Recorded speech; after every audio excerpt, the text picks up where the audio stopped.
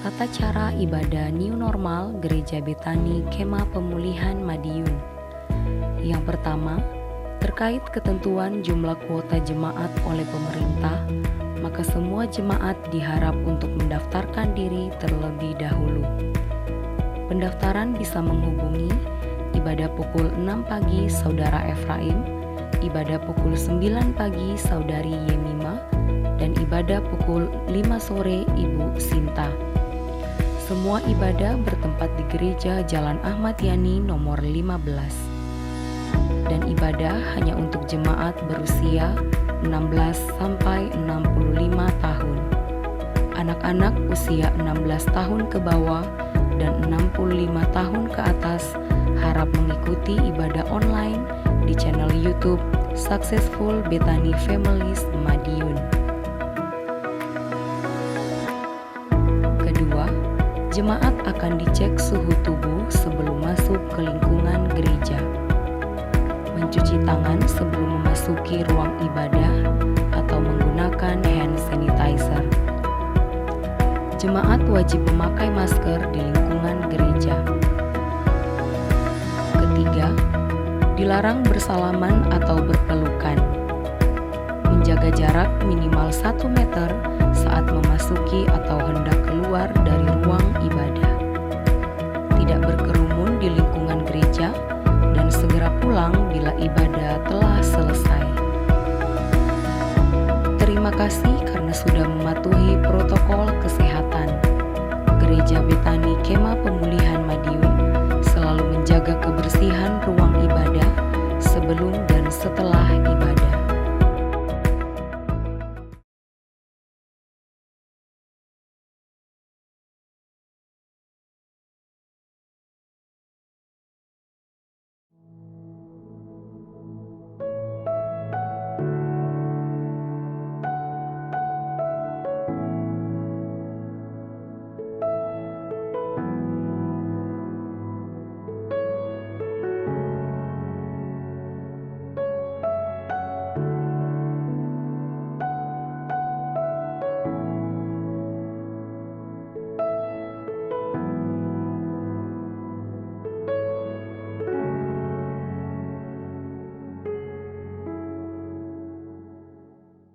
Shalom Bapak Ibu Saudara kekasih dalam Tuhan kita Yesus Kristus. Sekali lagi shalom, haleluya.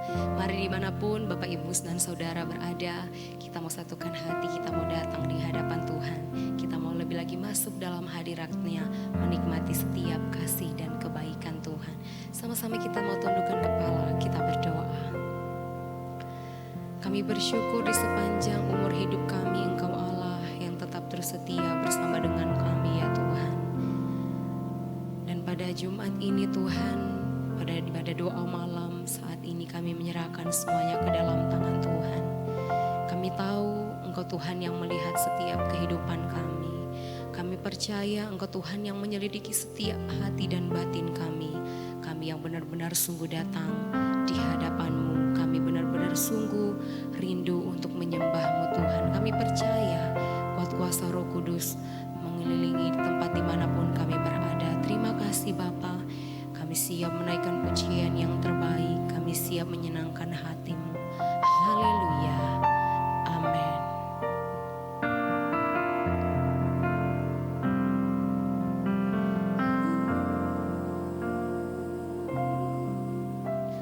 Tuhan adalah kekuatanku,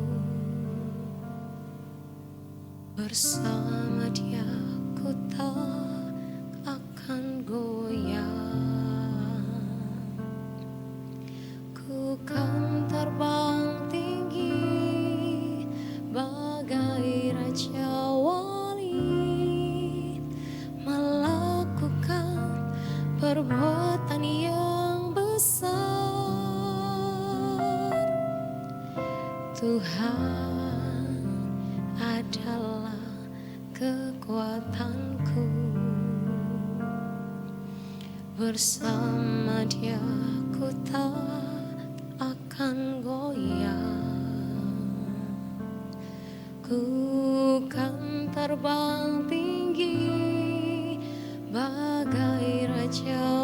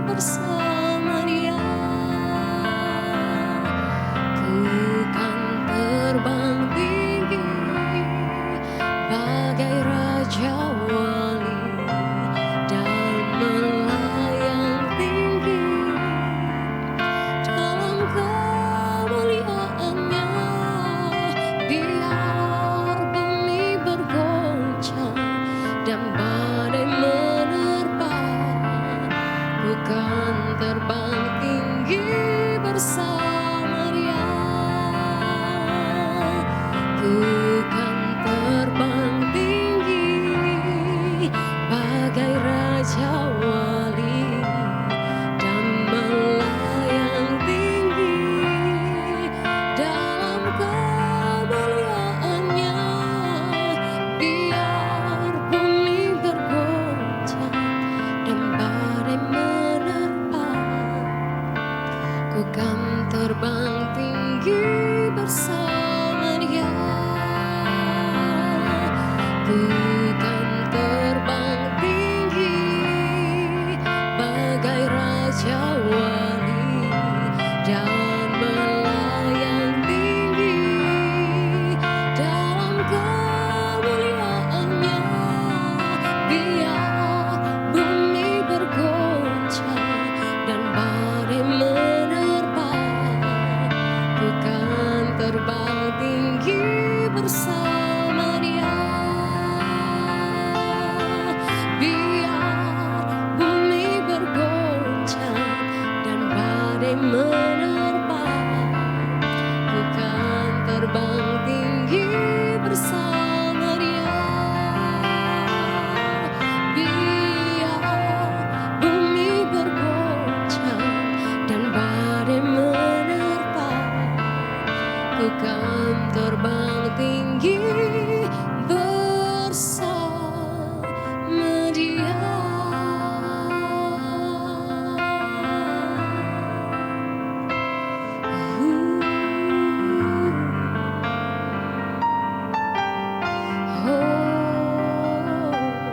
Kau adalah kekuatan, bersamamu kami percaya, kami aman ya Tuhan. Haleluya. Kau Allahku yang perkasa, Kau Allahku yang mulia. Kami sembah Kau, Allah yang kudus, Bapa yang mulia. Engkau ajaib selamanya. Kami sembah Kau, kami puji namamu, Allah yang kudus selamanya. Kami sembah. Ya lama syaralamo, ya lama syaralamo.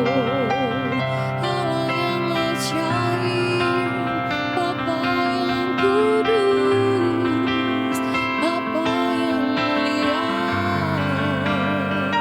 Tiada yang mustahil bagimu. Tiada lama syaralamo. Kau yang perkasa, Kau yang berkuasa. Tiada lama syaralamo, tiada lama syaralamo, tiada lama syaralamo. Oh Yesusku.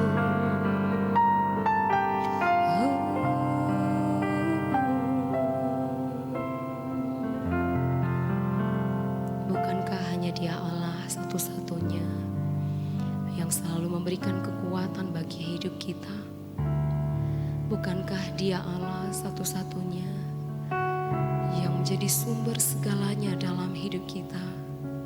Mari Bapak Ibu Saudaraku, sama-sama angkat kedua tanganmu. Kita mau lebih lagi sembah Allah yang baik, sembah Yesus Tuhan kita. Kiara labasika yara labatakana yara lamasika yara. Betapa baiknya Engkau Tuhan dalam hidup kami. Kasih-Mu tak pernah berkesudahan ya Tuhan. Ini penyembahan kami, ini pujian kami di hadapan. Kiara lamasika yara labatakana yara lamasika. Terimalah penyembahan kami ya Tuhan, sebagai korban persembahan yang hidup, yang berkenan bagi-Mu Yesus. Kiara labasika yara labatakana yara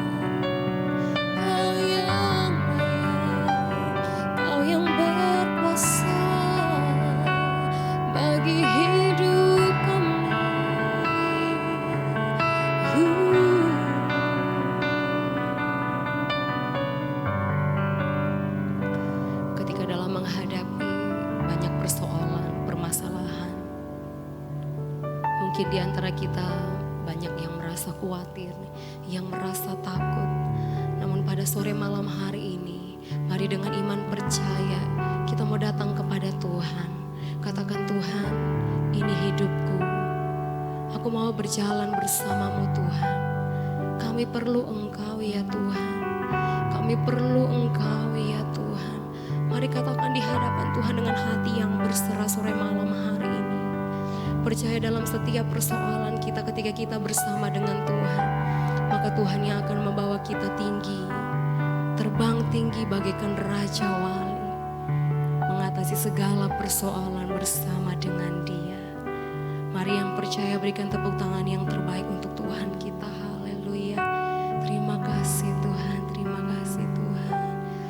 Ku kan terbang tinggi bagai Raja Wali di atas segala persoalan hidupku, yang aku percaya saat ku bersama Dia, tiada yang mustahil bagi Dia.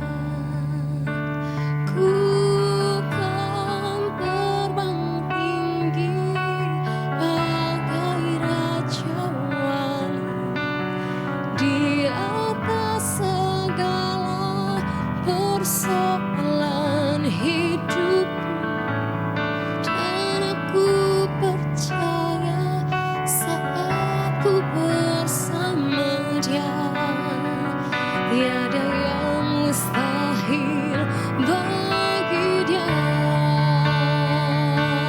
Kami percaya Tuhan. Ku kan terbang tinggi bagai Raja Wali di atas segala persoalan hidupku, yang aku percaya saat ku bersama Dia, tiada yang mustahil bagi Dia, tiada yang mustahil bagi Dia, tiada yang mustahil bagi Dia.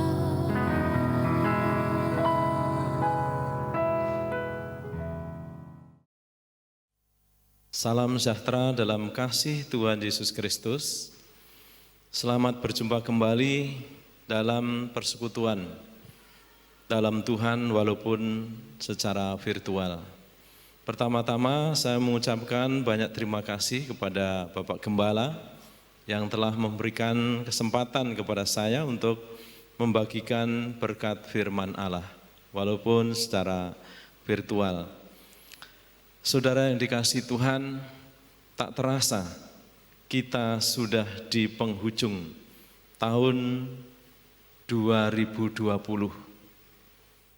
Kita sudah di penghujung bulan yang ke-12 atau sudah di penghujung tahun 2020 ini, dan kita bersyukur sepanjang tahun ini walaupun penuh dengan tantangan, kesulitan dalam banyak hal karena pandemi, tetapi Tuhan masih memberikan kesempatan kepada kita untuk bisa bersekutu, memuji, muliakan nama Tuhan, dan belajar firman Tuhan.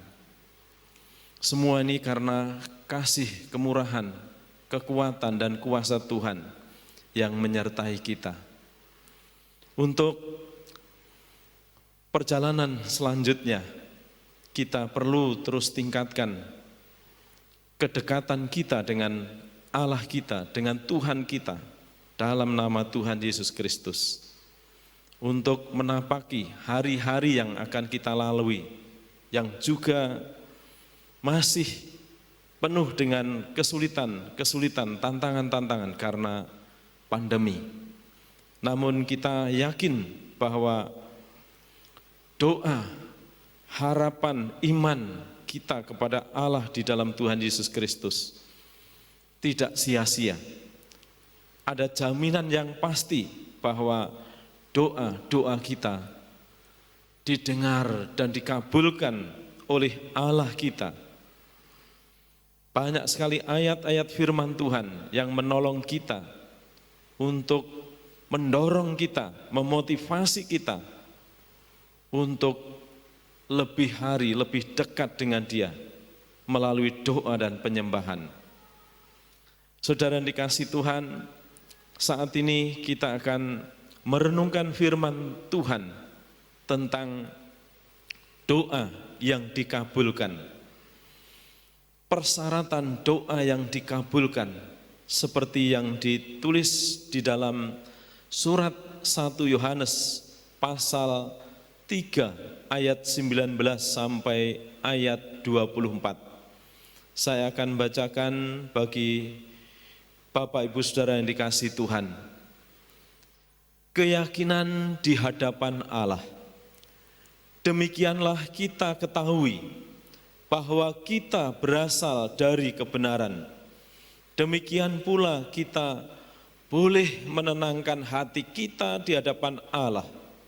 Sebab jika kita dituduh olehnya, Allah adalah lebih besar daripada hati kita, serta mengetahui segala sesuatu. Saudara-saudaraku yang kekasih, jikalau hati kita tidak menuduh kita, maka kita mempunyai keberanian percaya untuk mendekati Allah. Dan apa saja yang kita minta, kita memperolehnya daripadanya, karena kita menuruti segala perintahnya dan berbuat apa yang berkenan kepadanya. Dan inilah perintahnya itu, supaya kita percaya akan nama Yesus Kristus, Anaknya, dan supaya kita saling mengasihi sesuai dengan perintah yang diberikan Kristus kepada kita. Barang siapa menuruti segala perintahnya, ia diam di dalam Allah dan Allah di dalam dia. Dan demikianlah kita ketahui bahwa Allah ada di dalam kita, yaitu Roh yang telah dikaruniakan kepada kita. Amin. Kita berdoa terlebih dahulu. Bapa di surga, Allah yang maha mendengar, Allah yang maha perkasa, Allah yang kami sembah dalam nama Tuhan Yesus. Kami bersyukur saat ini boleh kembali bersama-sama belajar firman-Mu, merenungkan dan memahami kehendak-Mu untuk dapat kami melakukannya. Kiranya Roh Kudus menolong hamba-Mu dan kami semua yang mendengarkan. Kiranya firman Tuhan hari ini memberkati kami semua untuk menjalani hidup di hari-hari yang akan kami jalani.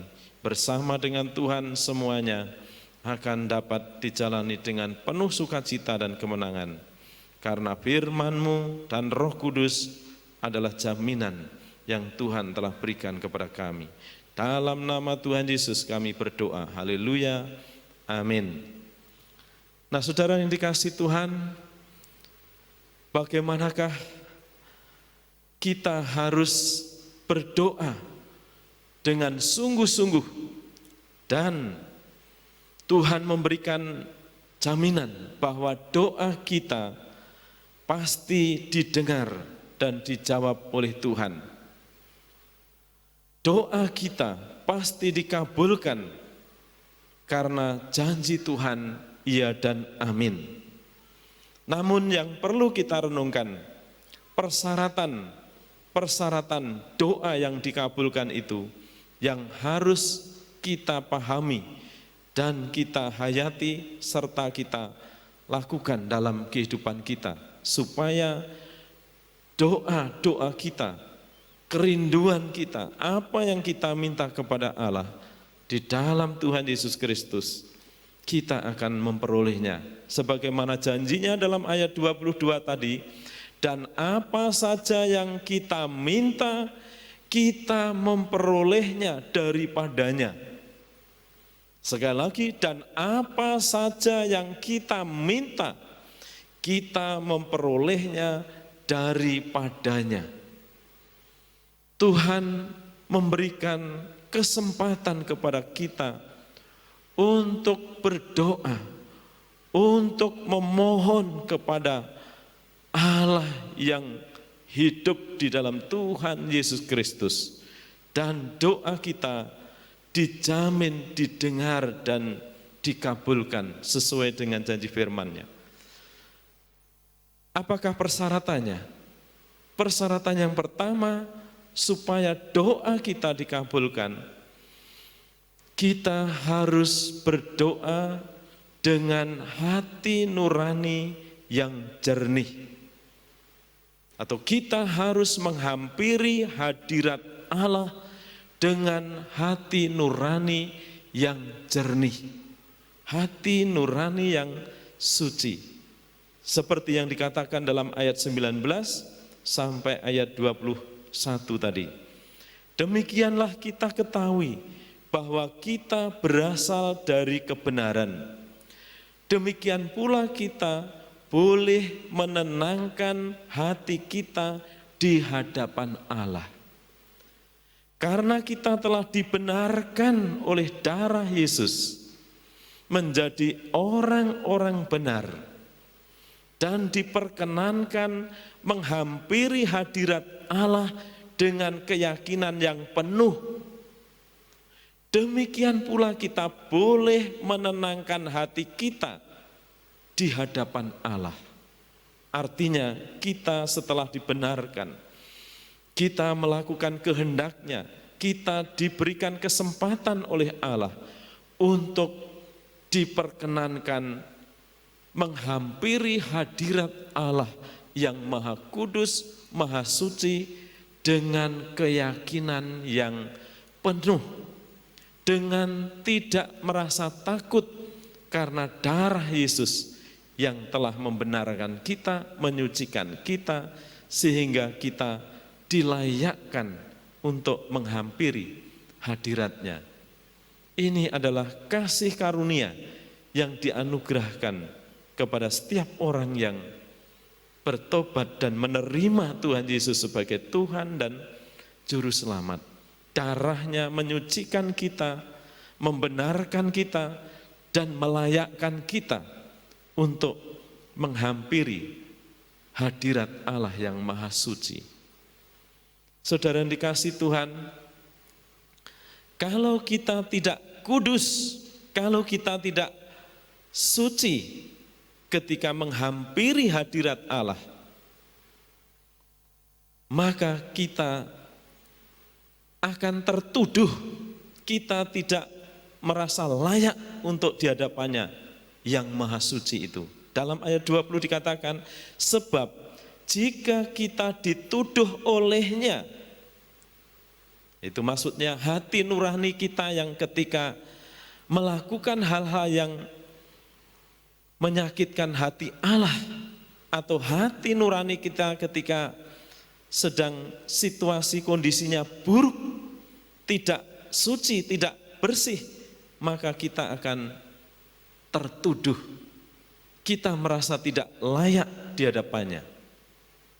Bukan hanya kita saja, tetapi kalau kita tidak menghampiri hadirat Allah dengan hati yang suci, sebaliknya kalau kita menghampiri hadirat Allah dengan hati nurani yang buruk, hati nurani yang cemar, maka dikatakan bukan hanya kita yang merasa tertuduh, tetapi Allah adalah lebih besar daripada hati kita, serta mengetahui segala sesuatu. Dalam terjemahan sehari-hari dikatakan bahwa bukan hanya kita saja yang merasa tidak layak, tetapi Allah yang lebih merasakan tidak nyaman, Allah tidak berkenan ketika kita menghampiri hadirat-Nya dengan hati nurani yang buruk, dengan hati nurani yang kotor, dengan hati nurani yang cemar. Allah lebih tahu isi kondisi situasi hati kita. Dan Allah lebih merasakan betapa Allah tidak berkenan kepada hati yang kotor, hati yang cemar di hadapannya. Dan Allah tahu, karena Dia Maha tahu, mengetahui isi hati kita. Walaupun mungkin dosa, kecemaran yang tidak terlalu serius menurut pemikiran kita, tetapi harus dibereskan terlebih dahulu. Nah, saudara yang dikasihi Tuhan, memang sejak dulu sampai hari ini,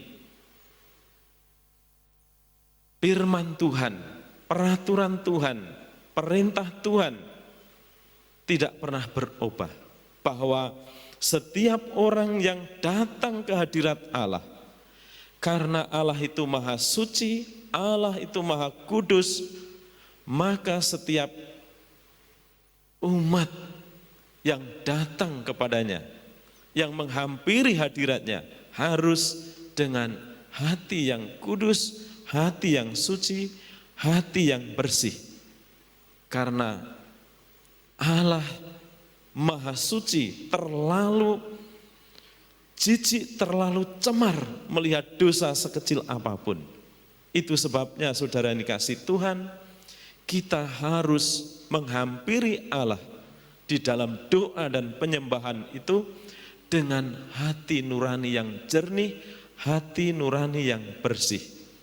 Itu sebabnya kita harus mengevaluasi, karena ada janji Tuhan, seperti dalam pasal 1 ayat 9 dikatakan, jika kita mengaku dosa kita, maka Ia adalah setia dan adil.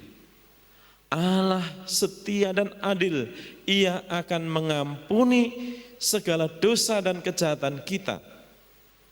Allah akan menyucikan kita dari segala dosa dan segala kejahatan kita. Tetapi syaratnya kita harus menyadari, kita harus mengakui di hadapannya, dan kita tidak melakukan dosa yang diulang-ulang atau tidak melakukan kebiasaan hidup berbuat dosa. Nah, jadi saudara yang dikasihi Tuhan, ayat 21 dilanjutkan, saudara-saudaraku yang kekasih, jikalau hati kita tidak menuduh kita, artinya ketika kita menghampiri Allah dalam doa dan penyembahan dengan hati yang kudus, dengan hati yang suci, dengan hati yang tidak tertuduh lagi, karena tidak cemar, kita tidak buruk, melainkan hati nurani kita jernih, maka dikatakan, maka kita mempunyai keberanian percaya untuk mendekati Allah. Jadi ketika kita menghampiri hadirat Allah dengan hati nurani yang suci, dengan hati nurani yang jernih, dengan hati yang kudus, maka kita tidak takut lagi. Kita memiliki keyakinan yang besar bahwa Allah berkenan kepada kita dan kita diperkenan untuk meminta kepadanya. Seperti ayat dalam 22 tadi, dan apa saja yang kita minta, kita memperolehnya daripadanya. Sehingga kita ketika berdoa, kita mencurahkan isi hati kita kepada Allah yang hidup. Ketika kita mencurahkan isi hati kita kepada Bapa kita di surga yang sangat peduli dalam kehidupan kita, Ia dengan penuh sukacita, Ia penuh dengan bangga untuk memberkati doa dan pergumulan kita. Tetapi saudara yang dikasihi Tuhan, sekali lagi, jangan lupa kita harus menghadap Dia, menghampiri hadiratnya dengan hati nurani yang jernih, dengan hati nurani yang suci. Dan jikalau kita sedang ada keburukan dalam perilaku kita, dalam tingkah laku kita, dalam tutur kata kita, dalam pikiran kita, kita harus kembali mohon pengampunan seperti yang dijanjikan dalam pasal 1 ayat 9, bahwa Allah siap menyucikan kita dari segala dosa dan kejahatan kita jika kita mengaku dosa kita dan kita tidak mengulang-ulang terus dosa-dosa kita, sehingga doa kita niscaya akan dikabulkan oleh karena janjinya Tuhan sendiri. Betapa menyenangkan hidup bersama-sama dengan Allah. Allah dalam kehidupan kita, kita ada dalam kehidupan Allah. Banyak perkara-perkara yang kita lewati dalam hidup ini karena kita berdoa, karena kita mengandalkan pertolongan Allah kita yang tidak pernah kewalahan. Nah, saudara yang dikasihi Tuhan, syarat yang kedua, bagaimanakah supaya doa kita dikabulkan? Apakah persyaratan yang harus kita lakukan dalam kehidupan kita supaya doa kita dikabulkan? Yang kedua, kita harus suka mentaati perintah-perintahnya, suka menuruti segala perintahnya. Dalam ayat 21b tadi dikatakan, saudara-saudaraku, dalam ayat 22, dan apa saja yang kita minta, kita memperolehnya daripadanya, karena kita menuruti segala perintahnya. Sekali lagi persyaratannya yang kedua, doa yang dikabulkan, kita harus suka mentaati perintah-perintahnya. Kita harus suka menuruti segala perintahnya. Apakah perintahnya yang harus kita lakukan? Dalam konteks teks yang kita pelajari, ayat 23-24 menolong kita untuk melakukan apa yang harus kita taati. Dan inilah perintahnya itu, supaya kita percaya akan nama Yesus Kristus anaknya. Perintah yang pertama, kita supaya tetap percaya Yesus Kristus anaknya. Nah, kata percaya di sini bukan sekedar percaya-percayanan. Percaya di sini artinya percaya dan menerima Tuhan Yesus Kristus sebagai Tuhan dan Juru Selamat. Percaya bahwa Yesus adalah anak Allah. Anak Allah artinya, karena latar belakang Alkitab ditulis, ada pengaruh baik dari keyakinan orang-orang Yahudi maupun orang Yunani. Istilah anak Allah memang seringkali banyak salah mengerti karena tidak memahami latar belakang penulisan ayat-ayat firman Tuhan. Menurut ayat-ayat firman Tuhan, secara latar belakangnya, orang Yahudi paham betul apa artinya anak Allah. Bagi orang Yahudi, kata anak Allah artinya sama dengan Allah sendiri. Anak Allah artinya Allah yang maujud, Allah yang menyatakan diri kepada umatnya. Dalam perjanjian lama, istilah anak Allah sering disebutkan ketika pribadi Tritunggal yang kedua sering menampakkan diri kepada para nabi, baik itu melalui tiang awan, tiang api, malaikat Yahweh sendiri kadang-kadang melalui suara. Orang Yahudi menyebut bahwa Allah sendiri yang menyatakan diri kepada umatnya, mereka menyebut anak Allah. Itu sebabnya ketika Tuhan Yesus mengatakan bahwa Allah adalah Bapakku, atau Yesus menyebut bahwa aku anak Allah, orang Yahudi marah karena Yesus menyetarakan diri dengan Allah.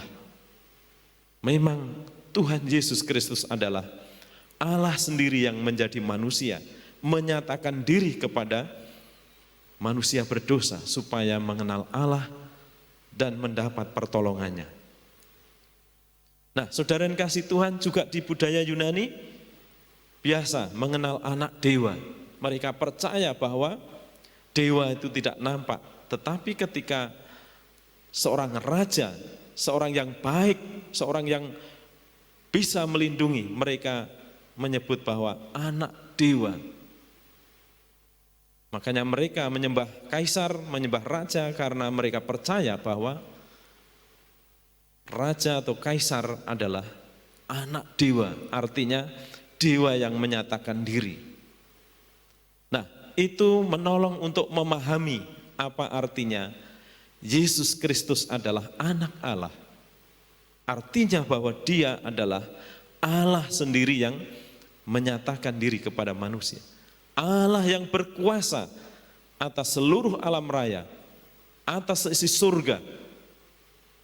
Allah yang sanggup mengatur seisi dunia, bahkan mengatur setiap hidup manusia. Itu sebabnya saudara kasih Tuhan, perintahnya kita harus tetap di dalam Dia. Artinya kita percaya dan mempercayakan seluruh hidup kita kepada Yesus Kristus yang adalah anak Allah, yang adalah Allah sendiri yang menyatakan diri ke dalam dunia. Dia adalah Allah yang maha kuasa, yang sanggup mengatur seluruh dunia ini, walaupun sangat-sangat rumit, dan dia tidak pernah kewalahan untuk mengatur jagat raya, karena memang dia adalah Allah yang maha kuasa, Allah yang maha akbar. Itu sebabnya kita harus mempercayakan seluruh hidup ini kepada Dia dan bukan yang lain.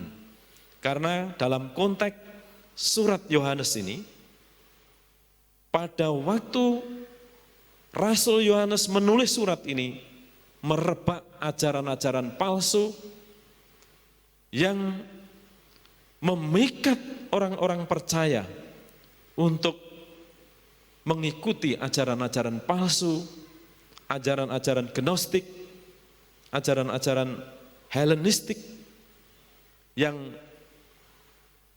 memberontak kepada firman Tuhan.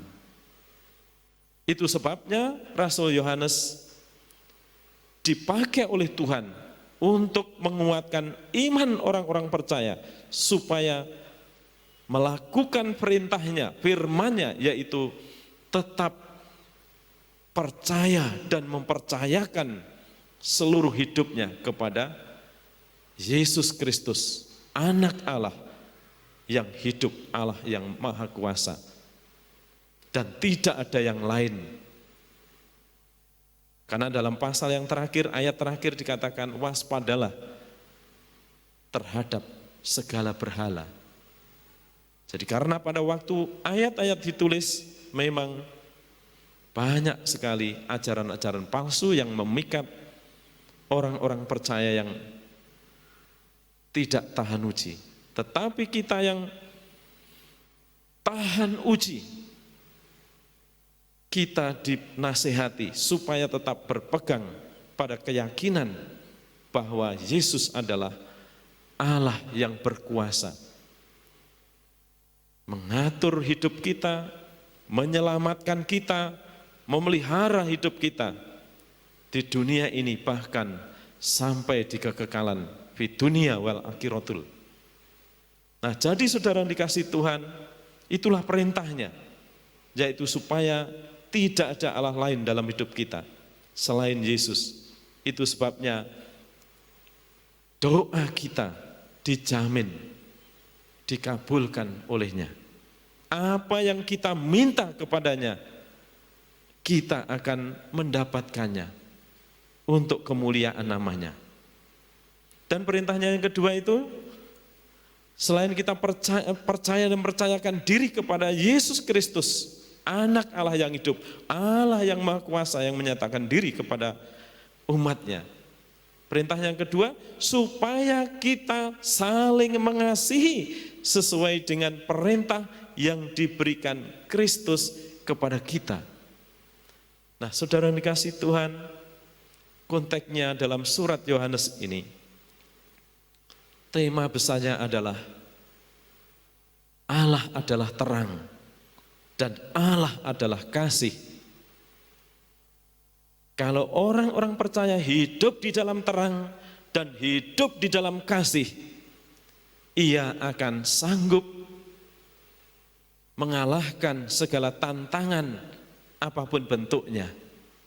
Itu sebabnya tekanan dalam surat Yohanes selalu diulang-ulang supaya kita saling mengasihi dengan kasih Kristus, supaya kita mengasihi dengan kasih yang rela berkorban. Tuhan Yesus tidak hanya memberikan pengajaran secara teori, tetapi Tuhan Yesus memberikan teladan.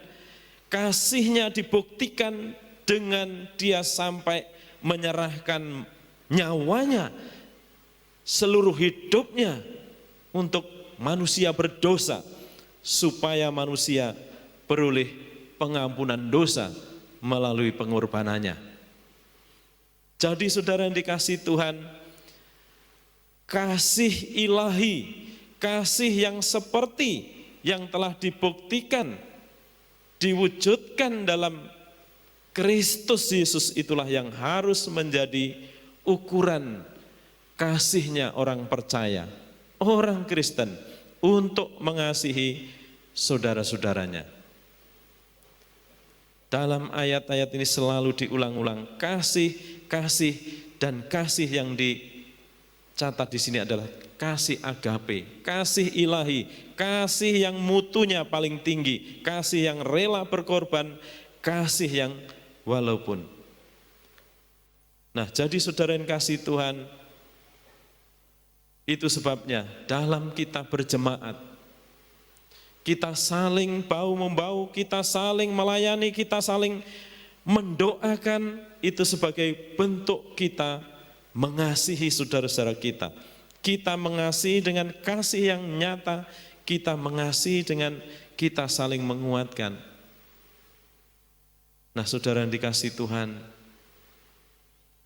kalau kita menaruh benci, menaruh dendam, menaruh rasa yang ingin mengutuk, itu bukanlah dari kebenaran. Itu bukanlah hidup dalam kebenaran. Membenci, mengutuk, itu adalah pekerjaan si jahat. Itu adalah pekerjaan iblis. Dalam ayat-ayat sebelumnya diulang-ulang juga. Itu sebabnya kita harus melakukan perintahnya, kita harus suka mentaati perintahnya, yaitu kita saling mengasihi. Seperti Tuhan Yesus yang telah mengasihi. Dan kalau kita menuruti perintahnya, kita mempercayakan seluruh hidup kita kepada Allah yang hidup dalam Tuhan Yesus Kristus, Anak Allah yang berkuasa.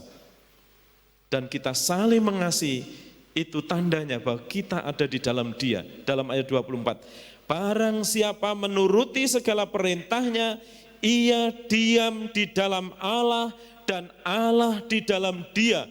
Dan demikianlah kita ketahui bahwa Allah ada di dalam kita, yaitu Roh, di sini Roh Kudus yang telah dikaruniakan kepada kita. Saudara yang dikasihi Tuhan, kita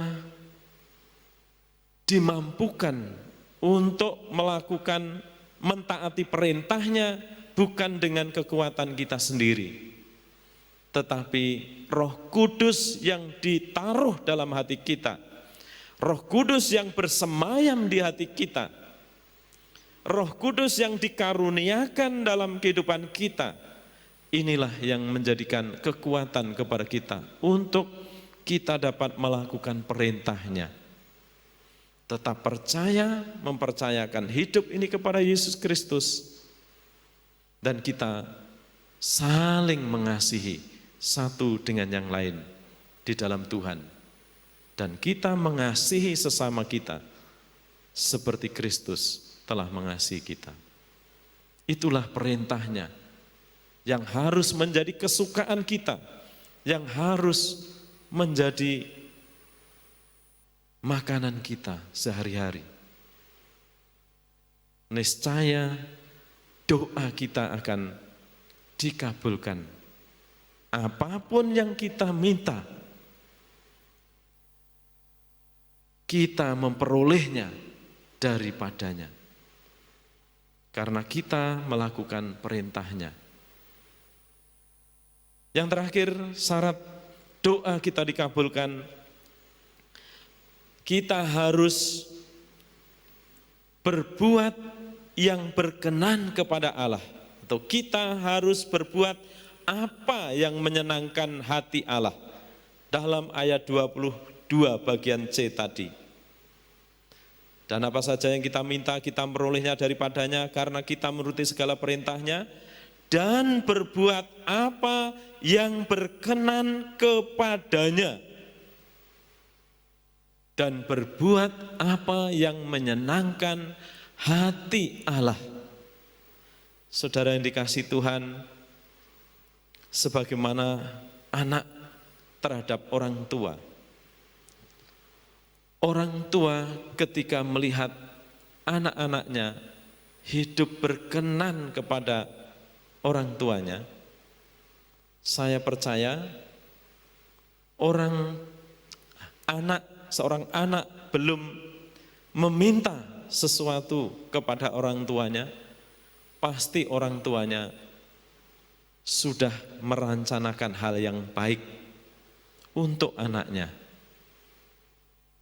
Jadi perkenanan kepada Allah Bapa kita di surga, anak-anaknya hidup berkenan di hadapan Allah Bapa kita di surga, itu juga menjadi prinsip doa kita kepadanya. Bahwa apa saja yang kita minta, kita akan memperolehnya daripada Bapa kita di surga. Karena kita berbuat apa yang berkenan kepadanya. Berbuat yang menyenangkan hati Tuhan. Nah, saudara yang dikasihi Tuhan, tentunya menyenangkan hati Tuhan dalam konteks ini, dalam teks ini juga sudah diulang-ulang, yaitu jika kita suka mentaati perintah-perintahnya dan kita saling mengasihi satu dengan yang lain. Itu sebabnya jangan sampai kita ada noda kebencian sedikit pun kepada saudara-saudara kita. Apapun yang menyebabkan kebencian atau ketidaksenangan. Ingat bahwa Tuhan Yesus sudah mengampuni kita, tidak mengingat-ingat akan kejahatan kita. Tuhan sudah menghapuskan. Demikian juga kita terhadap saudara-saudara yang lain. Supaya tidak menjadi penghalang apa yang kita minta kepadanya. Nah, saudara yang dikasihi Tuhan, jadi melalui situasi kondisi, di dalam situasi kondisi akhir-akhir ini yang banyak kesulitan di mana-mana, banyak kesulitan di segala sektor kehidupan, kita tidak gentar, kita tidak takut menjalaninya jika kita tekun setia menghampiri hadirat Allah dalam doa dengan hati nurani yang suci, dengan hati nurani yang jernih, dan kita hidup menuruti perintah-perintahnya, serta kita hidup menyenangkan hatinya. Tuhan memberkati kita, Tuhan melimpahi kita dengan segala yang baik. Tetaplah berdoa, setialah berdoa, dan marilah kita semakin tekun setia berdoa sampai Tuhan datang. Tuhan memberkati kita. Tuhan Yesus memberkati kita semua. Amin. Kita berdoa. Terima kasih Bapa di surga atas bagian firman-Mu yang boleh kami renungkan. Ajar kami untuk meyakini akan firman-Mu yang memberikan jaminan bahwa setiap doa kami yang kami pintakan kepadamu, Allah yang hidup dalam nama Yesus, Tuhan akan mendengar dan Tuhan akan mengabulkan. Karena janji-Mu, apa yang kami minta kepadamu ya Allah yang hidup, kami akan menerimanya daripadamu. Dan ajarlah kami untuk hidup kudus, hidup suci di hadapan-Mu, membenci dosa, dan hidup mentaati segala perintah-Mu dengan sukacita, dan saling mengasihi, dan hidup menyenangkan di hadapan Tuhan. Tuhan memberkati seluruh dan jemaat-Mu yang mendengarkan firman-Mu. Tuhan memberkati mereka semua.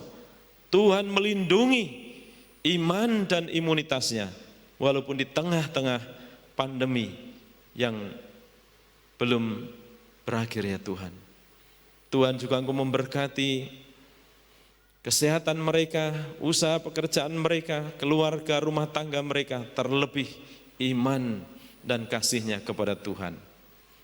Tuhan juga Engkau memberkati Bapak Gembala, keluarga dan seluruh keluarga anak cucunya. Tuhan memberkati. Tuhan memberkati pelayanannya. Pakai hamba-Mu Bapak Pendeta Cahyono lebih hari lebih ajaib. Tuhan memberkati sang jemaat yang dilayani walaupun pandemi, biar tetap setia tekun dalam mencari Tuhan, bahkan semakin setia. Dan Tuhan terus pakai untuk membuat jiwa-jiwa baru untuk hormat dan kemuliaan nama-Mu. Tuhan kiranya Engkau memberkati pekerjaan Tuhan di gereja Betani Madiun ini. Terima kasih Tuhan. Kami menyerahkan seluruh doa ini dalam nama Tuhan Yesus, Allah yang hidup. Haleluya. Amin. Terima kasih, Tuhan memberkati.